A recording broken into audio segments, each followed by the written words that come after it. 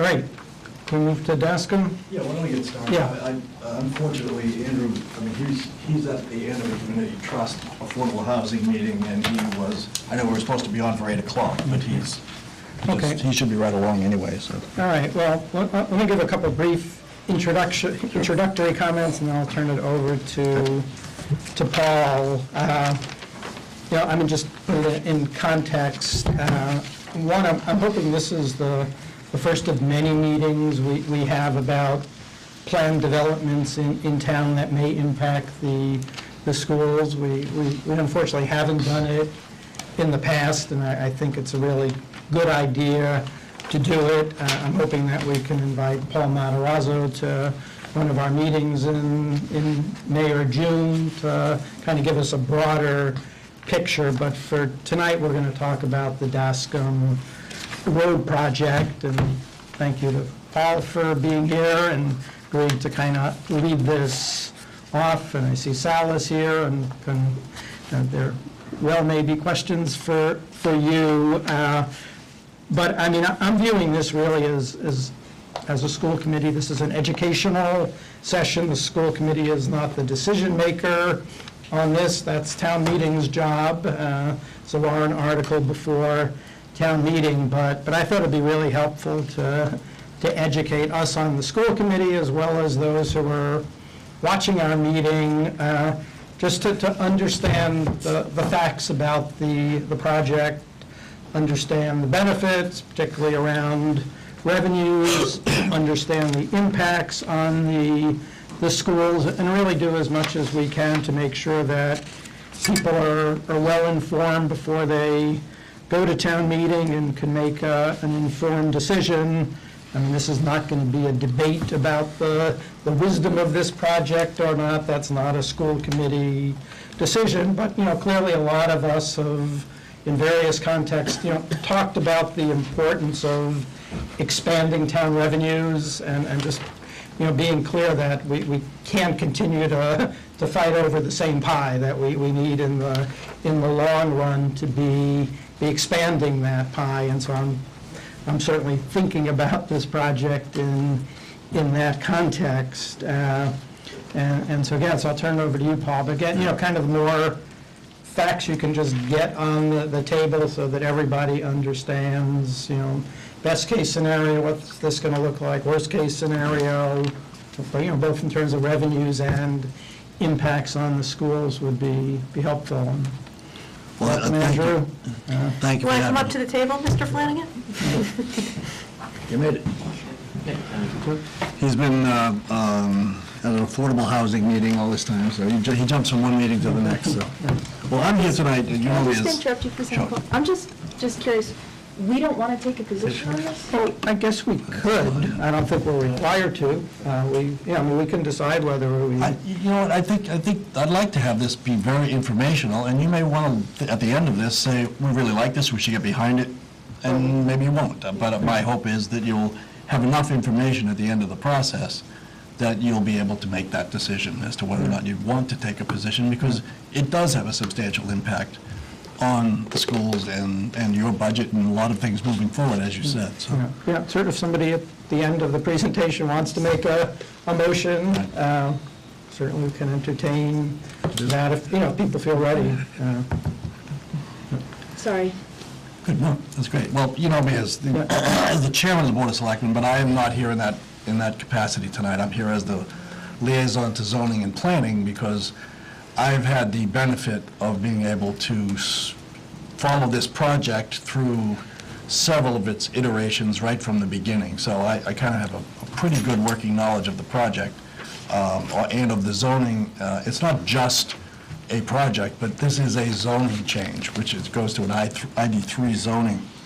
And it's also important to know the Board of Selectmen and the Planning Board have neither one have taken a position yet, because it's more mechanical than anything else. We had to, as you know, we had to reopen the warrant.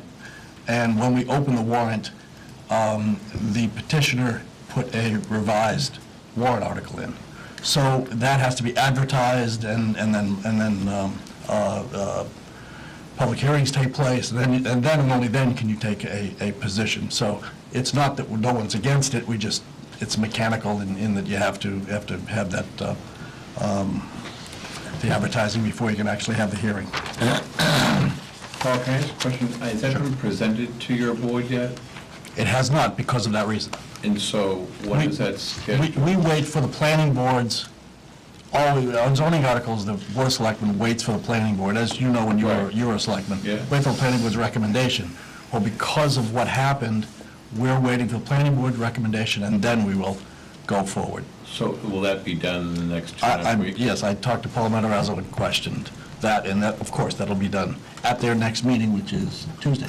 Correct, and the only reason they're a little behind schedule is we had a significant snowstorm on a Tuesday in which Town Hall was closed, and they threw their schedule up because they had to advertise anytime there's a zoning hearing. So they're meeting next Tuesday, and then are you meeting the same day? We're also meeting the same day. So So it will be on our agenda, as I remember it is.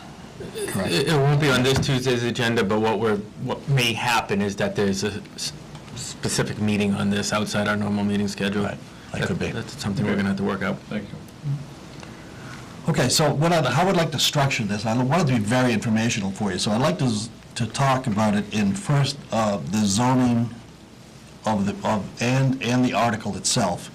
Then I want to talk a little bit about a project that is being proposed within that zoning. Remember, this is 4 parcels of land that is proposed to be an ID3 zone. It is presently an ID2 zone, and I'll explain the difference, what that means.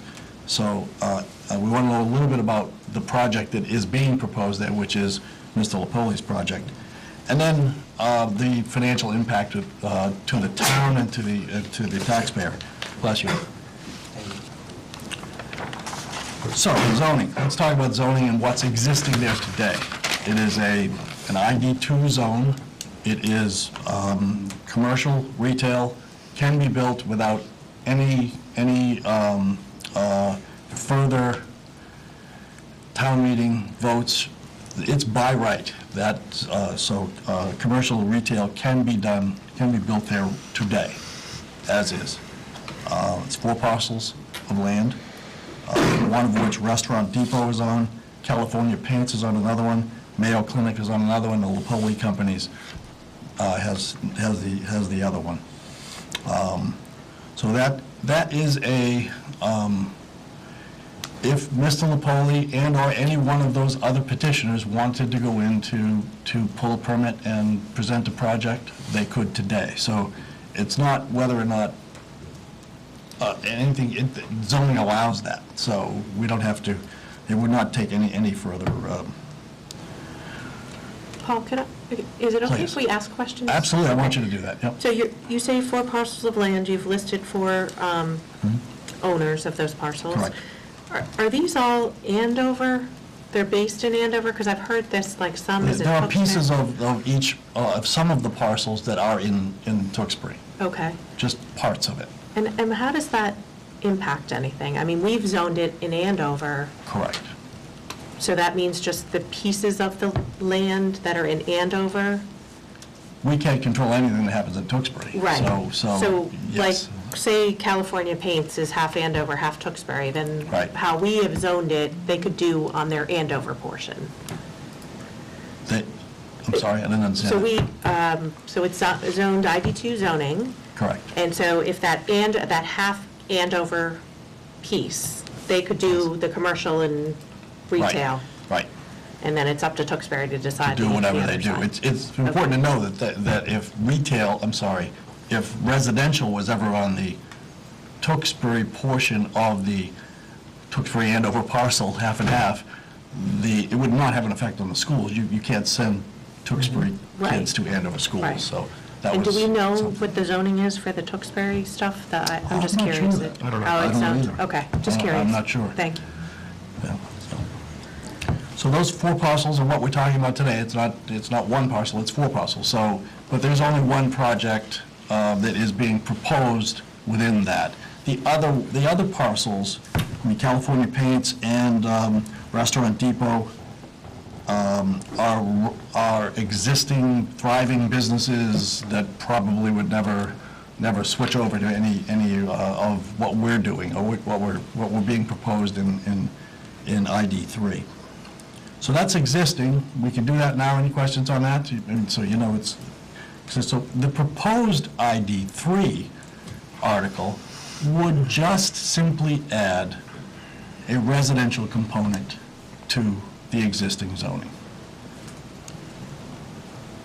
And of course, and that would require a special permit from the planning board, and there are very specific criteria that is being proposed in the article.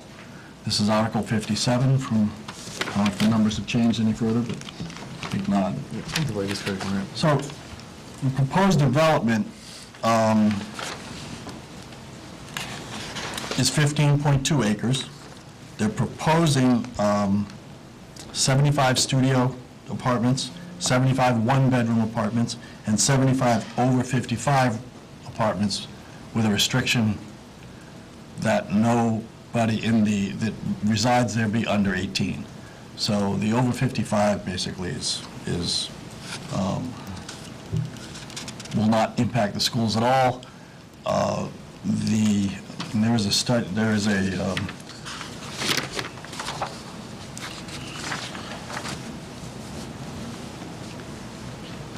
NESDEC, are you familiar with NESDEC? I know you are, Dr. Berman. Their estimates for this would be a total of 3 school-aged children would come out of the 75 studios and 1 bedrooms. I thought that might be a little bit low, and if they missed it by 300%, it was only 10 kids. So I'm not sure it would be very many kids at all that would actually end up in the schools. Now, NESDEC is... The 150 studios and 1 bedrooms. No, yeah, 75 studios, 75 one-bedrooms. So it's be a total of 150 units. Can I just go back 1 second? Sure. So, I mean, the proposal, the zoning proposal would go to all 4 parcels, but Mr. Lupoli's project is just on one of those 4? It's on one of those 4. Right. Now, the But the other... zoning would be changed for all 4? Yeah, you have to go for all 4. Why is that? Why do you have to do it? Well, you for can't all four? spot zone. You can't spot zone for one, it's not legal. So Okay. you can't spot zone for Right, one. yeah, this is all new to me, so. That's why I'm here. That's why I'm here. So just one parcel, you can't spot zone for that. So they took a zoning area, which included 4 parcels. The likelihood of the other ones being converted to what Mr. Lupoli's property is very unlikely. But he's imposed some very, very restrictive, in his article, he put very stringent restrictions on the entire zone on the proposed article. So anything that would be proposed for any one of those 4 would have to be under, you're going to look at it here, it's a very complex where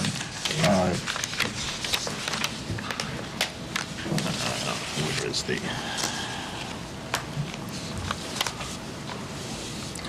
So,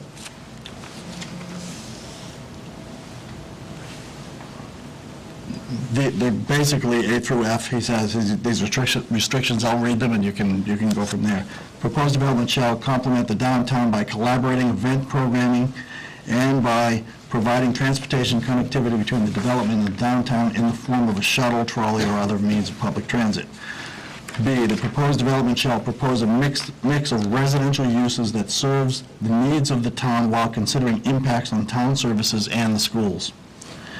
The proposed development shall incorporate areas of recreational space and promote family-friendly environment by providing pedestrian connections throughout the development. D, the proposed development shall provide a ratio of 2 square feet of business and commercial uses for every 1 square foot of residential. I thought about how to illustrate that to you, and if you pictured the Stop and Shop downtown in Shawshene, that's 30, I think it's 35 50,000 square feet. So if you had 3 of those, it would be 100,000 square feet of retail. In order to get, you'd have to get 50, and that would allow you to have 50,000 square feet of residential. If my math is correct, at 900 feet, it'd be 40-some-odd units. So you would have to build 3 Stop and Shops just to get 40 units of retail. It's very, very restrictive, of residential, rather. So it is really quite restrictive. And that applies to the whole zone. Bob, does that make it restrictive for future growth for the town if you do that? Just on those parcels. Oh, okay. Right, that's what I'm saying, so it's very harder to develop those things. So is that good or bad? If you Well, bring in- it's good for the schools, because you want to make sure that you don't have a gigantic impact on the schools. But to really understand what would the unlikelihood of that actually happening because of the thriving businesses that are already there, you'd have to tear down somewhere around $45 million worth of existing buildings that are thriving businesses to then rebuild. Again, with those ratios that I was just talking about, if you had 3 Stop and Shops, you would only get 50,000 or 40-some-odd units of residential. So it's a little bit, it is very restrictive for the other properties, as well as Mr. Lupoli. Now, he has put that restriction directly on his deed. So that is something that you don't usually see. So that's kind of a I good. guess what I'm saying is it prohibit from the town getting more dollars or from commercial coming in if you're putting that restriction on there, as a town as a whole? If you don't do anything now, it can be Right. developed, whatever, and you get more money coming in, right? And I'd answer that as no, because if, in the unlikelihood that all of the other area was to be developed with the same restrictions that the proposed development has, you would end up with 2-to-1 commercial. Now, a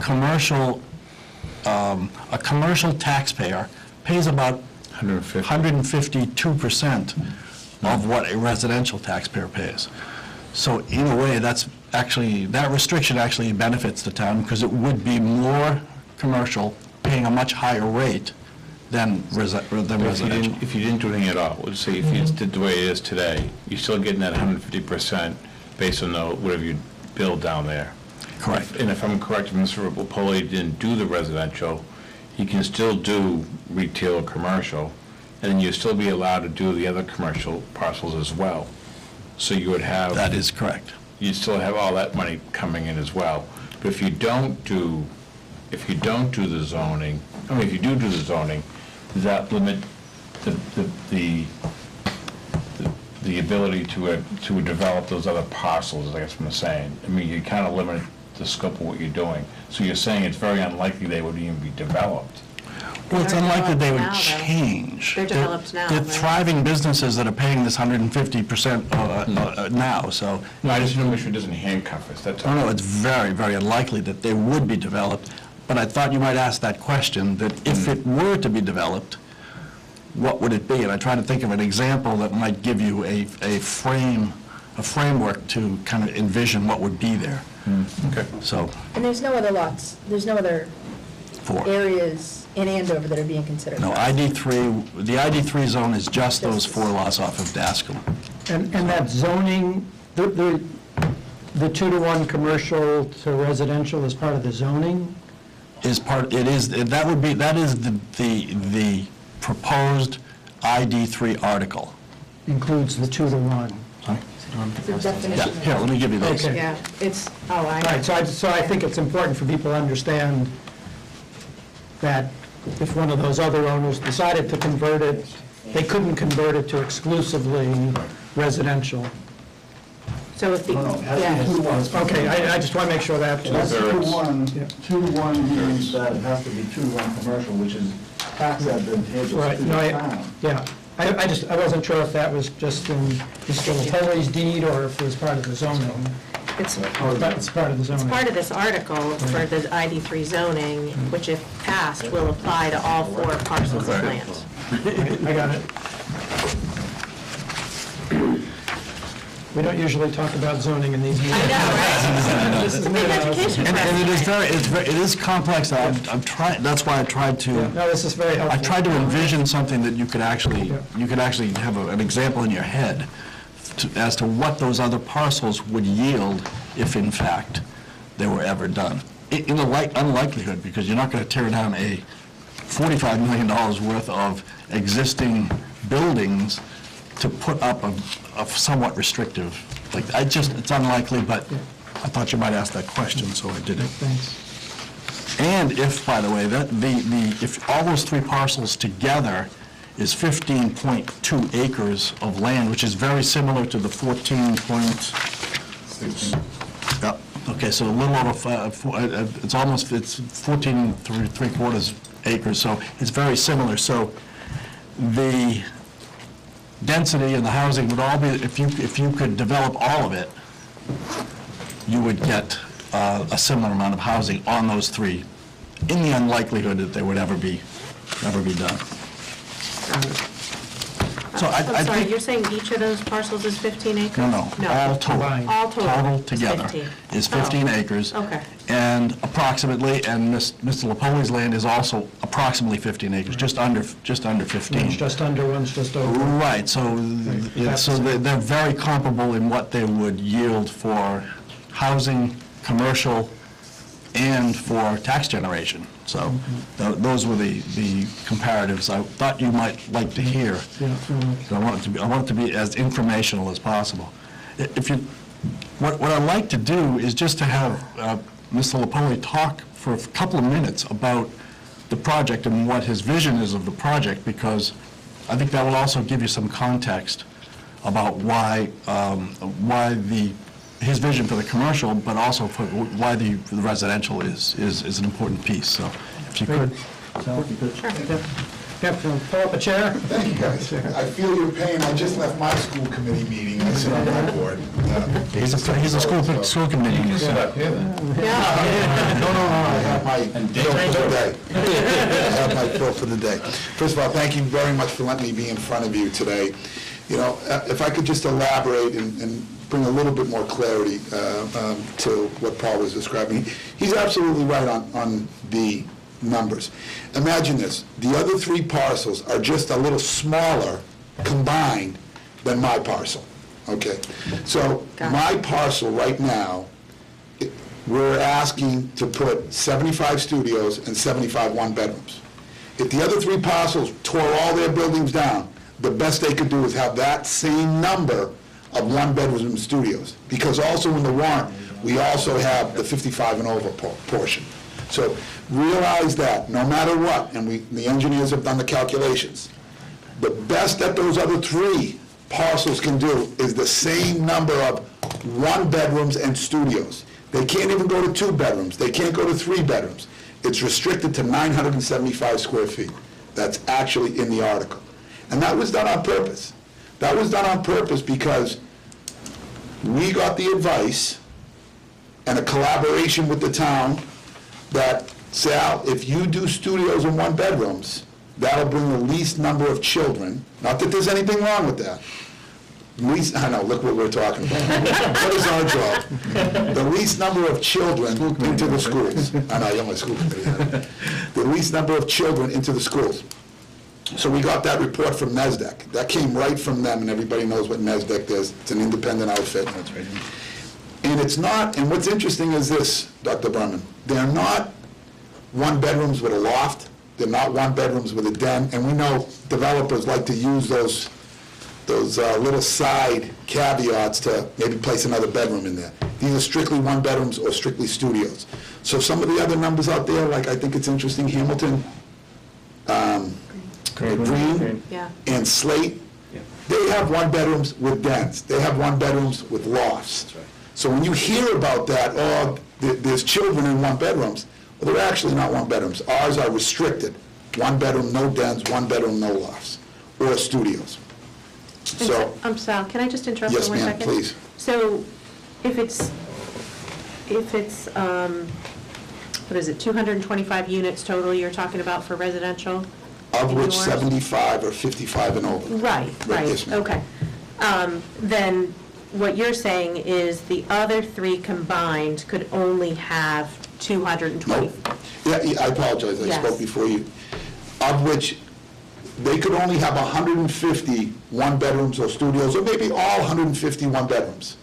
Follow me Right, so far? yes, yes, But they still need to attend that other 75 right, to the 55 and over. They can't get away with that. right. So But it's- one-third has to be over 55. Right, Excuse me, Joe? One-third has to be over 55. That's right, Joe, and it's restricted. And of that one-third, there's also, in the article, you can't live there if you're 18 or less. or younger. Now, what I have to do, if I'm allowed this wonderful opportunity, is I have to put in the policing somehow, and I think we can do it. I mean, I don't see a problem with that, to make sure that they don't sneak kids into the complex. They don't sneak kids into these 55 and over. And I actually don't think that's a problem. But even those units are one-bedrooms. So if the 55 and over, the size is the same, the units are the same, they're all one-bedrooms. Okay. No lofts or anything like that. Does that bring a little clarity? It does, it Susan? does. I think, yes, it does, very much so, thank you. So I think what's important is this, some of the things I'd just like to add, and I'm trying, I went to a wonderful focus group, I call it, on Saturday at Sanborn School, and I got a lot of information. And I've been working very diligently to answer those questions that I heard. Some of the questions that I heard, I think we were able to talk about already. For example, what is the other parcels? What are they capable of putting there? I didn't actually know that. Yeah. But the engineers, working with the regulations in the town, they said, Sal, if Restaurant Depot that just spent $14 million, if they were to tear their building down, they still have to put up 2/3 commercial, 1/3 residential. I said, okay, what are the chances of them tearing down $14 million to put up, how many units could Restaurant Depot do? They can do about 50 units on their real estate. California Paints is one of the biggest parcels. Actually, they're one of the least number of units you could do because a balance of their real estate, majority of it is in Tewksbury. Only really 2+ acres is in our town, in Andover. So therefore, they can only put up about 25 to 30 units on their real estate, but by the way, they still have to do 2/3 commercial. They have a $20 million plant there, and they worked really hard with our town in order to get those approvals over there.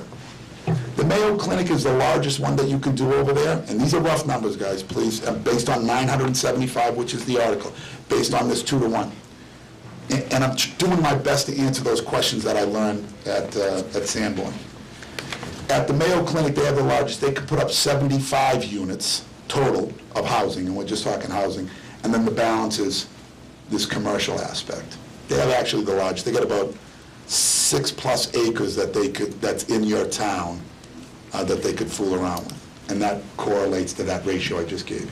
So realize this, everybody would have to tear down all their buildings to put up the max combined 150 one-bedrooms and studios. And I think what's important, if you look at mine, and I did this on purpose, I restricted my own deed. For perpetuity, nobody can ever come in and fool around, even if I fail, which I don't. Even if I was to fail, nobody can come by that real estate and say, you know what, we want to come in front of the boards again, and we want 2 bedrooms. You can't do it, it's restricted in perpetuity. I think that's really important. Are the other 3 lots? No, but that's your exposure.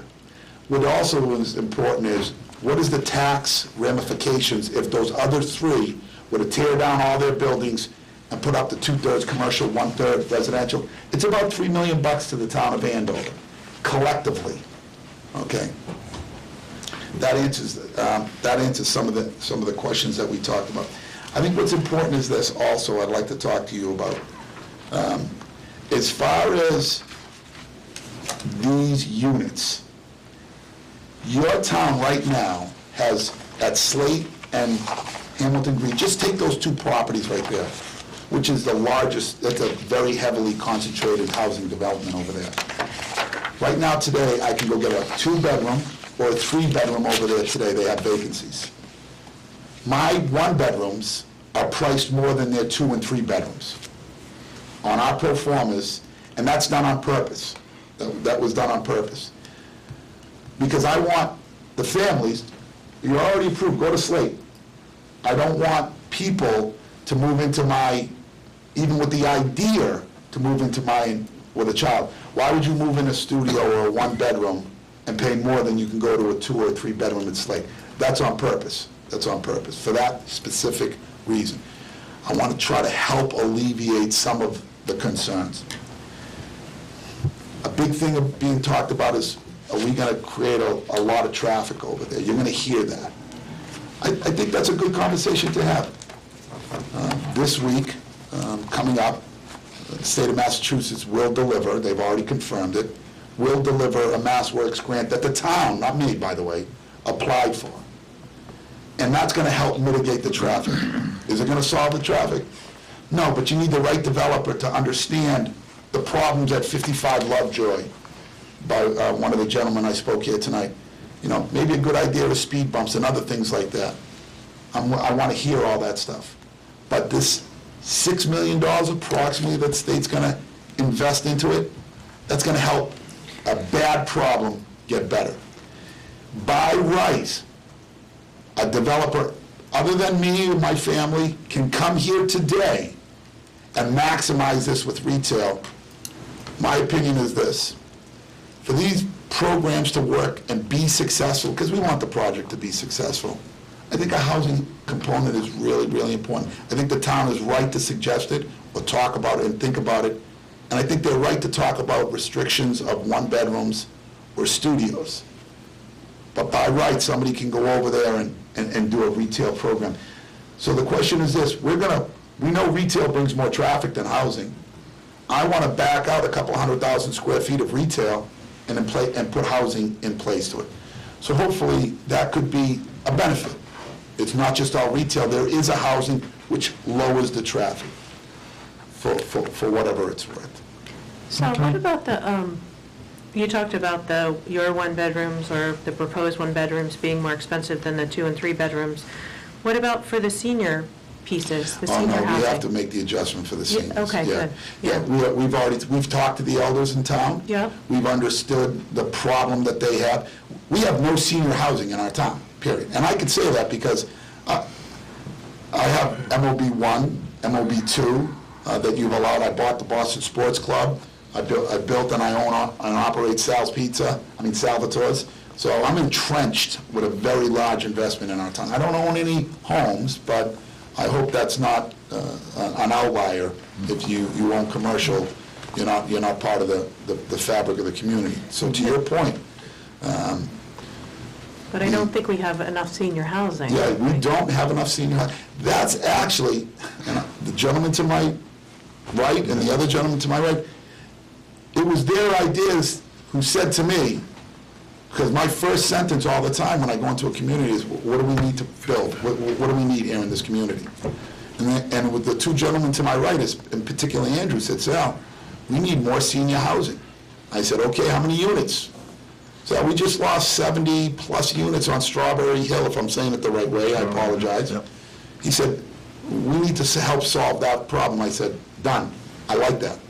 And then I was even more reinforced when I spoke to the elders, and I apologize for using that phrase, but I think it's appropriate, of the lack of it, and, Sal, could you do a little bit more? That's why the ordinance says 25%. After I listened to them, I, on my own project, went to 33%.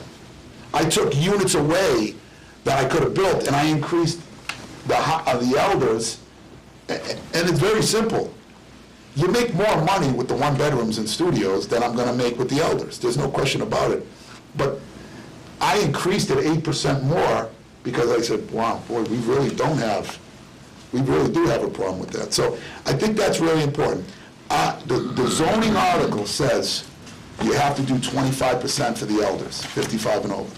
My project is 33% because I realized and I listened to what was out there. Now,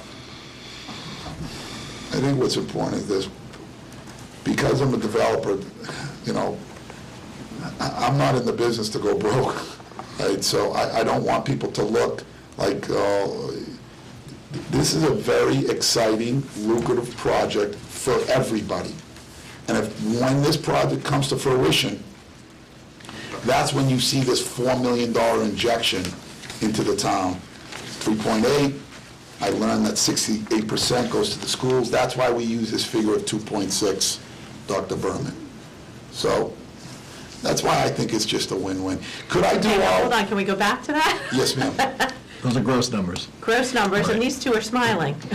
No, it's a Is that gross like numbers. in perpetuity, the 2.6 million? It actually goes up every year, right?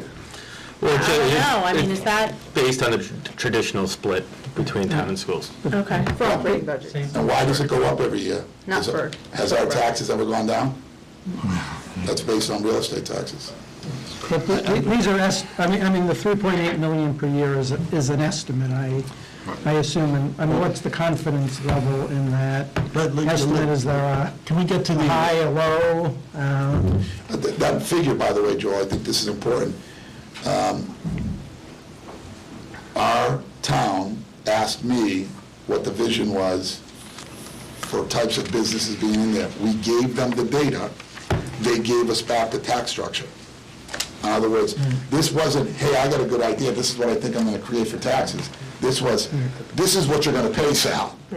So I said, okay, good, that's why you see it in our literature, that's why, those are numbers that were presented to us based on what we presented that we wanted to build. Right, but I guess my question is how, I mean, I'm just looking, so chart in here, Dascom Road annual tax revenue, you assume 8 restaurants averaging $3 million per year in revenue each. And I assume it's possible, they may not do as well as you hope they'll do, and they'll bring in less revenue. I think this, the average sit-down restaurant in our community that has the number of seats of what will be going in there, the kinds of restaurants that we're projecting, 3 million is very low, extremely low. Just to give you an idea, and I'm full disclosure, I have one of the most successful restaurants in Lawrence, Massachusetts. That little restaurant in Lawrence does over $7 million a year in Lawrence, Mass. The second most successful restaurant is in Andover, Massachusetts. It's called Salvatore's, within my team that I run with. I would be disappointed if I did $3 million a year. So that's a low, low number. Does that make sense, sir? Yeah, I mean, I'm just not, Yeah.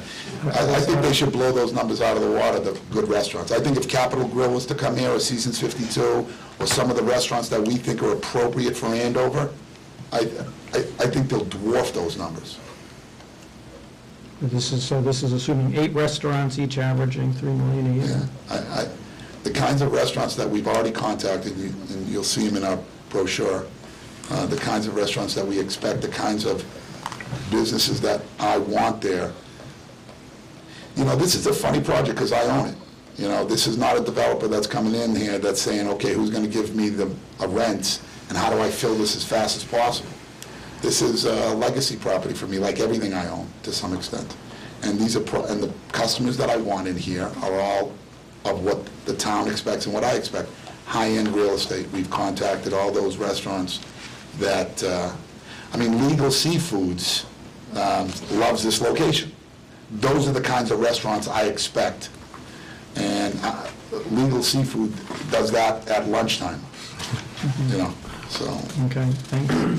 Let me go back quickly to the Mass Works grant, because it's important that I think there is a little misinformation. The town applies for that grant. It's the town that does that. And the money is given to the town to execute the improvements, the on-site improvements. So that is somewhere, depending on the amount of improvements, somewhere between $5 to $6 million, likely be in the higher end of that, for traffic mitigation, for a sewer line to be put in. There is no sewer there right now. Can you talk about that? 'Cause I Yeah, think sure. there's some- The sewer line would be extended all the way to the Tewksbury line, and all of the businesses along Dascom would then be able to connect to that. it is almost a certainty that Tewksbury, that does that takes the sewer now and charges our businesses, will be soon taking back the capacity for that sewer. So the town would likely have to spend $2 million to put that sewer line in. So right away, that saves us some money, which is $2 million, which is great. It saves money and it generates money because all the businesses currently adjacent to Dascom, they pay considerably higher sewer rates to Tewksbury than what we charge.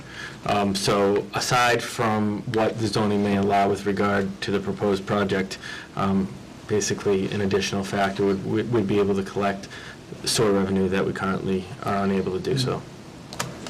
Paul, was that grant based on this particular project, or was this? Well, let me finish what I was gonna say. So Governor Baker, by the way, will be here Tuesday at 12:30 on the site, and he will be holding a check for us, for the town. Now, it's a symbolic check. We obviously have to execute the plan, but it'll be a big check. It's big in many ways, actually. $6 million is great. I had the pleasure to speak with Secretary Ash, who is what's his exact title? Economic Development. Secretary of Housing and Economic Development. Okay. This is 6-8 months ago. He was asking about this project and about other projects in town, but he was very interested in this project. He was querying me about, well, this is all about ROI, return on investment. So, I mean, we think of state money as them giving us money and not expecting much in return. But in this case, this department, they give you money, and they have a calculator. So they look at the amount of square footage, the type of retail, the type of commercial, and how many housing units, and they have a formula, and it comes out to a specific ROI. So to answer your question, Ted, in this case, he looked at it, and I said, well, when he asked about the residential, I said, we can't guarantee that because it's a town meeting vote. And I said, why? Is that a requirement? He said, well, it just changes the ROI, which made me think that if, in fact, the residential is not approved, that this grant might be reduced somewhat because they don't expect the same kind of ROI. It just makes sense when you have a commercial development with restaurants and supermarkets and whatever's going to be there, and you have 225 families living on the property, the ROI is naturally better because you have customers. So to answer your question, Ted, I think there was an inference there that there would be a change in ROI. If there was a change in ROI, this grant was applied for before this project first came forward. I don't know if they were just doing it to help out the traffic in that particular area as it was today. That's why I didn't know. No, it was. I think that's incorrect. I think this project, because there was an existing project, we've always wanted to improve the traffic and all of that infrastructure there, always. And you remember when you were there. But when this project came forward, it brought it to light. That's great. So when Secretary Ash and I had this discussion, we also talked about other parts of town and would there be an availability of a Mass Works grant for the Historic Mill District and all that. So it was a conversation about town, but he was continually talking about ROI. Return on investment is what they do. Like I said, they have a calculator, and they just look at it and say, that's what it is. If we can afford to give them $6 million because we know that there's going to be 1,100 construction jobs, 950 full-time jobs, and 250 part-time jobs. So they know they're going to get taxes from that. They also know that there's restaurant taxes and all kinds of other taxes generated from the development. They're very, very keen on adding, like I said, they use their calculator and come up with an ROI. So without the residential, the ROI is not as assured. Understandable. So whether or not that $6 million would end up being 2 or 3 or 4. I really don't know. He didn't say, but he was very, very interested in knowing that we were going to push for residential. You know, as you look around the state, and you look around really the country, and you see projects like this that are starting to pop up, you see this tie-in, because they're trying to create a community there. They're trying to create something that, once the businesses leave at 5 o'clock, it's not a struggle for the restaurants or the other retail stores to stay in business. So they're encouraging. That's why you see Marketplace, which is a much bigger project than ours, having such a residential component. What's different over there, and I respect and understand. The Linfield Marketplace? Yes, sir. Yes, the Linfield Marketplace, is those are condos, right? You can buy that real estate over there, and that's just not my model. That's not what I do. I don't sell, I rent. That's my portfolio. So that's why you see these programs popping up that all have residential, because they support the retail supports the office supports the housing. Because one in Wayland too, isn't Wayland like that? Yes, sir. Yeah. 20. Yeah, you're going to see one in Marlboro pop up. You're going to see a lot of most of the large-scale developments like that have a retail component will have a residential. I was in North Carolina 2 weeks ago at a family wedding, and my nephew, who was getting married, lives in, I got to tell you, it's exactly what he's been talking about for this development, exactly the same thing. It's a 1 year old, there's 250 units, it is fully occupied with a waiting list, and it's 1 year old. How many kids? Yeah. No, these were not, no, these were 2 and 3 bedrooms. These were big. But visually, you look at it, and it's retail below and a residential above. So. Okay, all right, I'd say in the interest of time, I mean, there are other facts that we I just wanted to talk about the impact on the town, the financial impact on the town. If you could give us a few minutes with that, because that's really, when all said and done, is it good for us, is it bad for us, what is it? I don't have to tell you all that every one of us have gone through this budget season has been a tougher budget season than most, but it doesn't matter, we are where we are. But every one of the town departments, as they appeared in front of the Board of Selectmen, was required to not only give their budget for 18, but a 5-year lookout. We did that on purpose. We also, as you know, have a long-range planning committee that is working toward planning for this 5 years. So we don't get surprised all the time. And that's been happening for many, many years. So this is in an attempt. So what I'm really getting to is that now we have a look at what, and I want to kind of turn it over to Andrew because he has more experience about what we're talking about. And we have some structural deficits coming up, and I want Andrew to talk about it. Thank you, Paul. So I really approached this looking through the lens of, it's a zoning article that could potentially allow for the proposal Mr. Lupoli has presented to happen. And I look at it with regard to both the positive and potentially negative impacts, and is the project, or what the project could provide, consistent with the strategic goals of the community, the Board of Selectmen, and all the stakeholders. So in reviewing it, it's no secret that the long-range plan shows that there is a significant structural deficit that is going to be before the town. And as we know, the assumptions have been, and they are assumptions, a 3.5% increase on the school side, a 2.7% increase annually on the town side, and based on those, the projections show a $1 million deficit next year, increasing and compounding to a $6+ million deficit in 2022. So if the projections that Sal and his team have prepared, the $3.8 million annual revenue, obviously that helps us, or provides us, I should say, with some relief with regard to the structural deficit. In addition to that, I've asked my staff to prepare some assumptions with regard to potential permitting. It's obviously permitting revenues one time, and based on those, or that analysis, Permitting revenue would be approximately $1.1 million. We've talked a lot, or I've talked a lot over the past year and a half about downtown vibrancy, and we all know we had the Imagine Andover project, which was one of 4 projects funded internationally, to really look at how we can enhance vibrancy.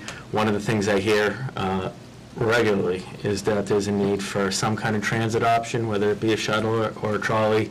The zoning would essentially require that. It would require an investment in downtown amenities. That's something that I know the school committee's heard, the Board of Selectmen's heard, the town's heard. It was a big part of the discussion relating to the relocation of Town Yard. Another goal of the Board of Selectmen has been the installation of sewer on Dascom Road. We did well before this project was considered an analysis in the sewer master plan. The assumption has long been that the town would fund that. In the case of the MassWorks grant, it would be state-funded. Lastly, I guess, I established a senior task force that has been meeting regularly, looking at a number of issues of concern to our senior community. 2 of those concerns have been housing units for seniors. This addresses that in an incremental way.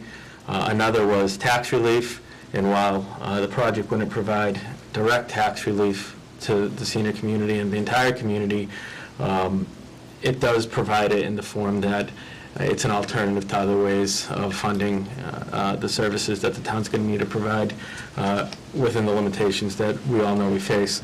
So with regard to that, those are all positive things that are consistent with the goals of the organization.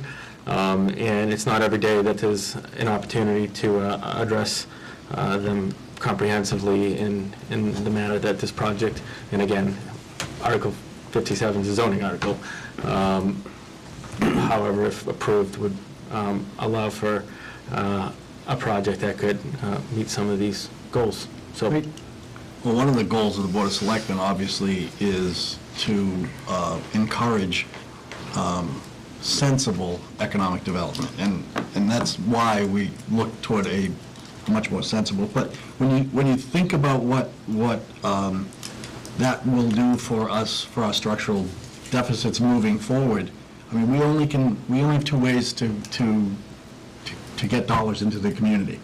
One of them is to tax the living daylights out of our citizens, which none of us want to do at all, or the other one is to really go on a program of sensible economic development. That's why we had an Economic Development Council appointed a couple of years ago.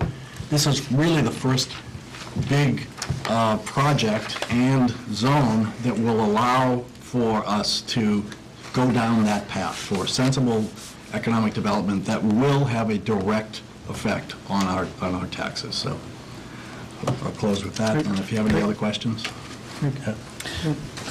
First of all, thank you very much for allowing me to come in front of you. This is a little out of the ordinary for a school committee, and I really appreciate it. I want to close with one thought. It is really important, I listen to you, it is really important that the school committee, because I believe the school committee has a lot of weight on this particular program, this particular project. So, good, bad, or indifferent, I'd like you to tell me what you think of the project, and if you support it, it'd be really important to the project to let people know that. And if I'm doing something wrong with this project, this is a fluid project. The vote that takes place in a couple of weeks does not mean that's it. This is a project that we're gonna continue to talk about, continue to refine. Sometimes people are looking at this project and it's ever evolving, and they say, oh my goodness, it's changed yet again. It's only changed because some really smart people in town gave me some really good advice, and that's why it's changed. So please understand, if we could support this, that'd be a big deal. And if you want to make this project better in some form or fashion, I'm all ears, and that's why you have a local developer that has a proven track record that listens. So if we can make this better for our schools, or the transportation, or the logistics, or traffic, I'm all ears, and thank you very much. Yeah, thank you. Any final questions for Sal or Paul or Andrew? No? Yep.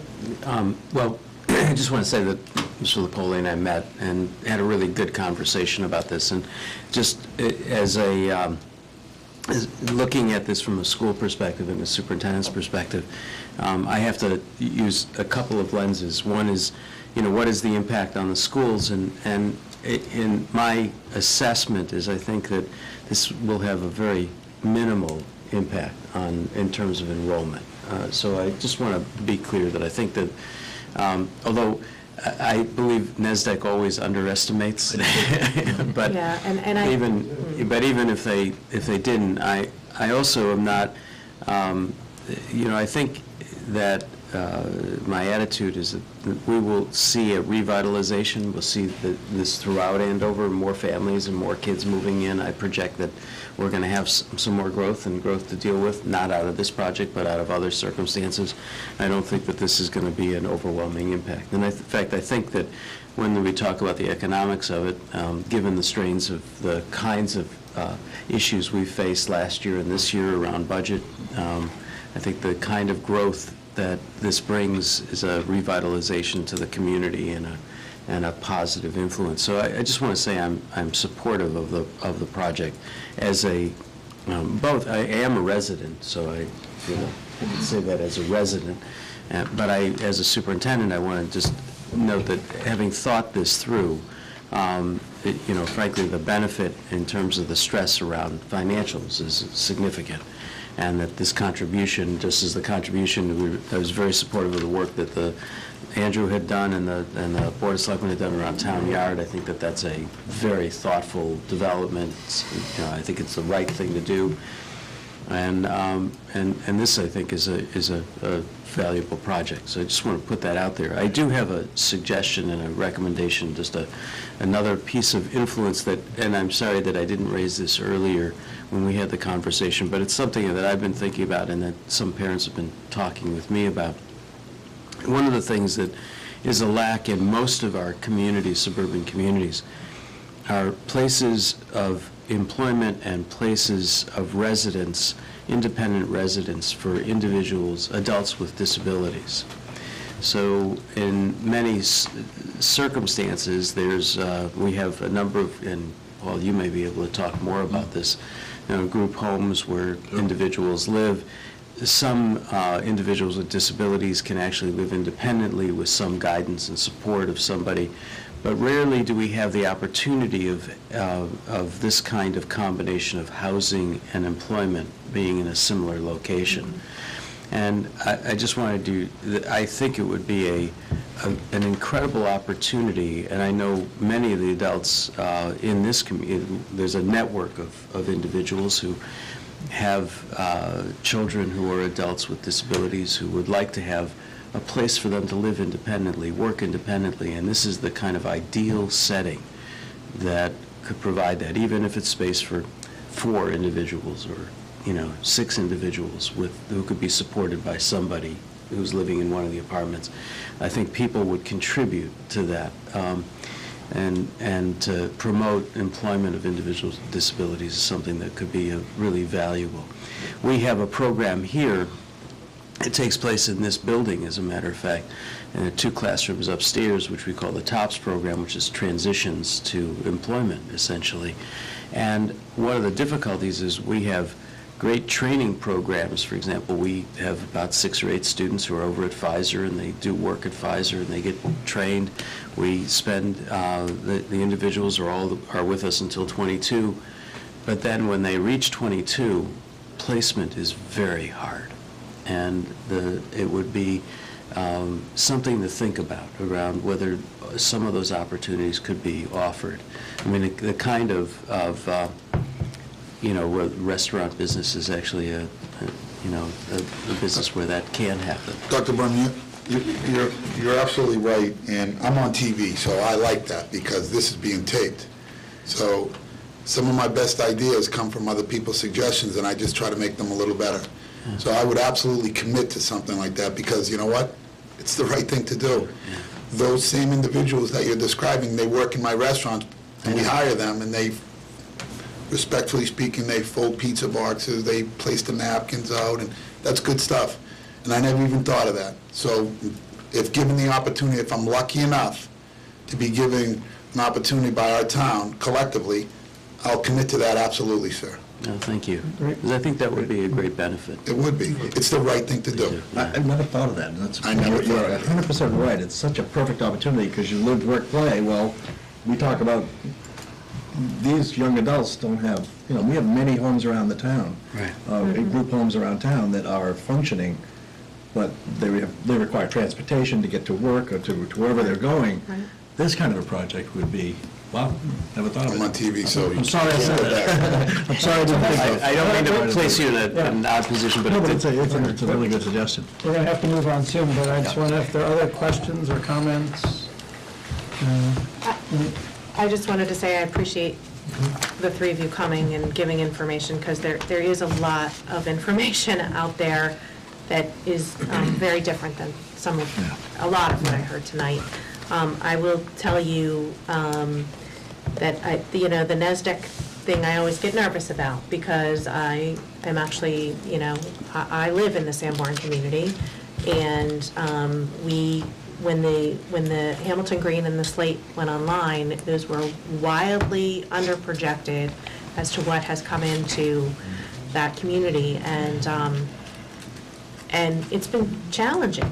And so I think that is a great source of concern for people. If they miss their projection by 600%, it'd be 18 kids. So, right, I mean, it's, Sure. That's a Yeah. whole... I understand, and I think... I think it's the too low, notion- too, by the way. The notion of having additional revenue, because I'm like a broken record, but we have a lot of things in town, and a lot of it is our school buildings that need a lot of attention. No. So, in hearing about the sewer and hearing about, I can remember, 15 years ago, trying to get off Dascom Road and going left, and what a nightmare that was. So we're Yeah, to far some effect. behind in doing things for town and school. So, I think, in that respect, I think that this opportunity gives us some good opportunity to do some good things. But thank you for having the... Let me close by inviting you all to Dascom Road on Tuesday at 12:30. You can meet the governor and you can see the big check. So, Are we going to Right. take this up again, or is... Well, let's hear from Mike, and quick comment, and then... Mike Rowley, College Circle. I just want to say I was in retailing my entire career, and I think this is a wonderful project for the town. It seems to have all the necessary components to make it work, and to me, it's a no-brainer.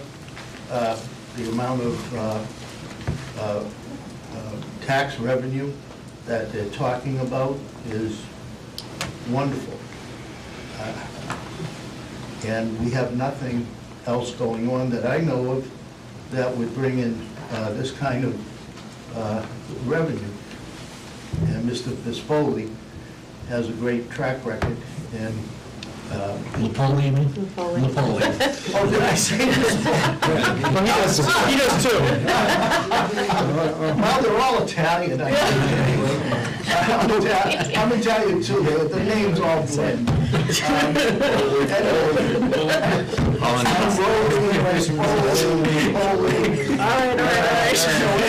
I just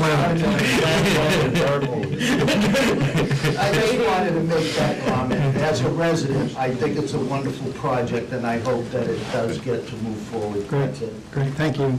Yeah, no, and I also thank you. I learned a lot in this last hour, To be honest, I hadn't followed it that carefully, but I think there's you got a lot of good information out for us, so I greatly appreciate it. The only lingering issue for me, and it's not something you can do anything about, is that, if some of the projections, particularly as to number of students who will come out of this project, prove under, and prove significantly under, and we conclude we have some overcrowded classrooms and need to hire another teacher or two. Just being in the middle of budget discussions right now, each additional hire becomes such a battle that I hope we will have the support to use some of that additional revenue to make the investments we need in our schools. I mean, it sounds like if the projections are on target, the impacts will be minimal at best, but, you never know. These are projections.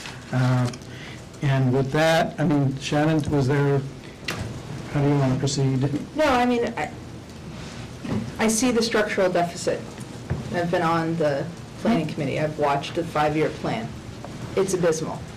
I don't know that we have a clear way out of this other than continuing to increase taxes on property holders or to encourage responsible development, which I think this is. And that doesn't mean that it comes without risk. But I think the sticking point for me, I want to make sure that we're all on the same page. It's not going to be 3 kids.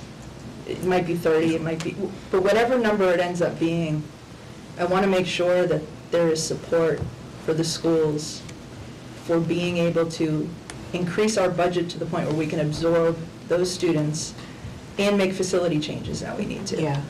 And that's the big sticking point. And it's risky because, frankly, this budget season, we're fighting about $194,000. So it doesn't feel like it's easy to say we're going to have the resources that we need to support this, whatever it ends up being, and I think we can all make the best guess that we can make. But I am encouraged that we're talking about solving this as a town-wide problem, because this year it hasn't felt, as we've gone through the budget, that we're trying to solve problems as a town.